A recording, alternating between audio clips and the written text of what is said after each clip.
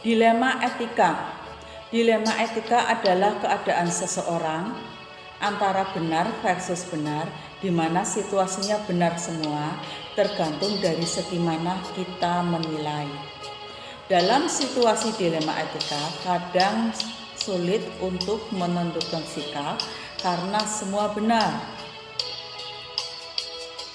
Dalam penyelesaian kasus dilema etika, cenderung ke arah penyelesaian yang dapat diterima oleh semua orang dengan memperhatikan nilai-nilai kemanusiaan dan nilai-nilai kebajikan yang ada. Situasi yang dialami seseorang yang mengharuskan membuat keputusan antara benar dan yang tidak menyalahi aturan. Pengambilan keputusan.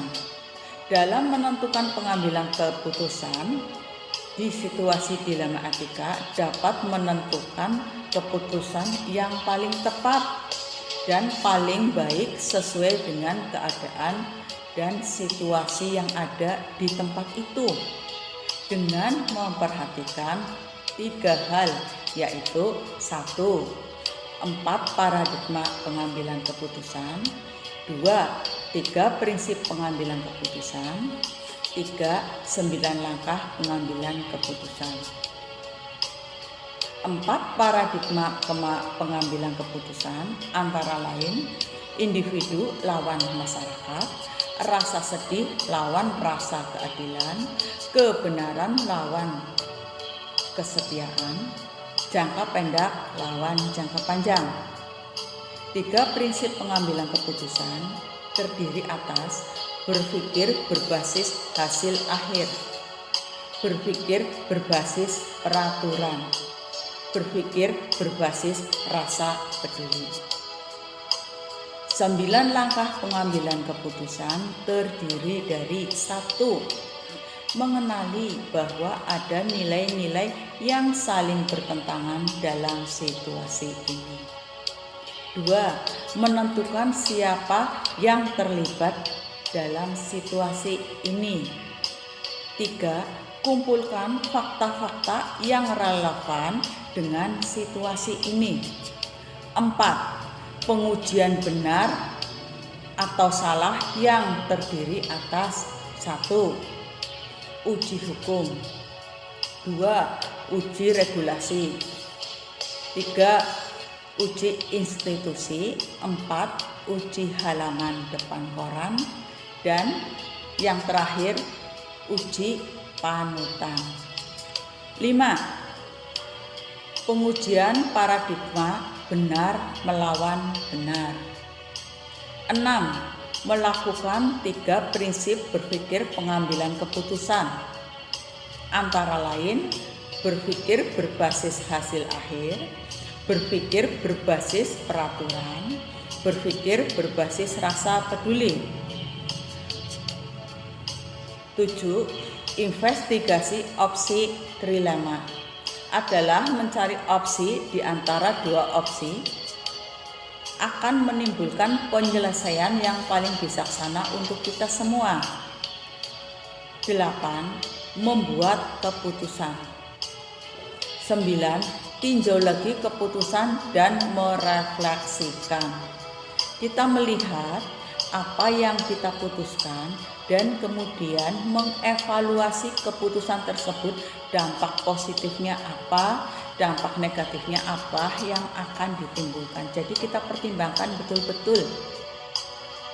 Karena keberhasilan seorang pemimpin pembelajaran dilihat dari mana dapat menyelesaikan dan berhasil menyelesaikan masalah yang ada dengan arif dan bijaksana, meskipun kadang-kadang menyalahi nilai-nilai kebajikan universal. Di balik keputusan yang diambil akan membawa manfaat bagi lingkungan sekitar agar tetap harmonis dan kondusif.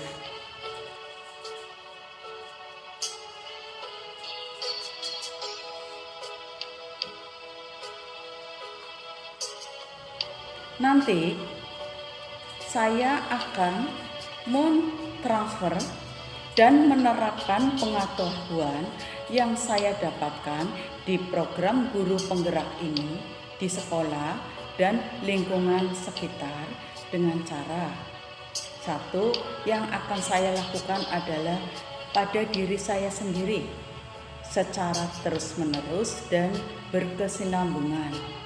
Yang kedua, sharing di komunitas kerja di mana saya bertugas dengan kepala sekolah dan rekan guru. Yang ketiga, sharing bersama komite, wali murid, dan komunitas praktisi.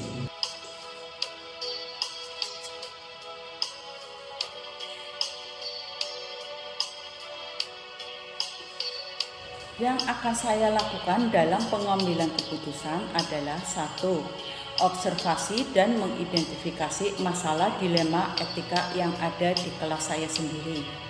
Yang kedua, pengambilan keputusan berdasarkan 4 paradigma pengambilan keputusan, 3 prinsip pengambilan keputusan, dan 9 langkah pengambilan keputusan. 3. Meminta saran dari kepala sekolah dan rekan sejawat. Yang keempat, merefleksikan dan mengevaluasi keputusan yang saya ambil.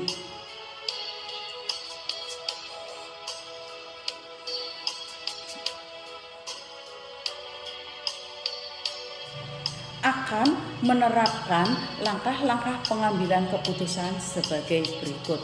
Saya akan memulai hari ini dengan menerapkan langkah-langkah pengambilan keputusan dengan melakukan observasi dan identifikasi masalah di kelas sendiri.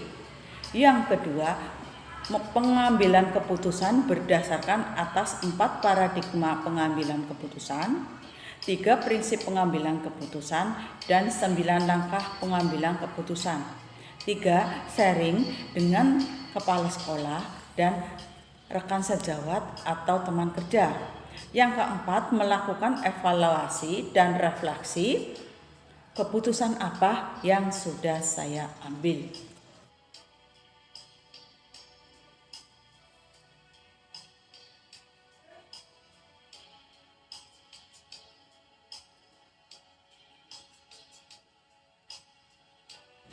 Yang akan mendampingi saya dalam pengambilan keputusan pembelajaran antara lain 1. Kepala sekolah, yang kedua rekan sejawat atau teman kerja, wali murid, komite. Dalam pengambilan keputusan mempertimbangkan berbagai dampaknya, baik dampak negatif maupun dampak positifnya.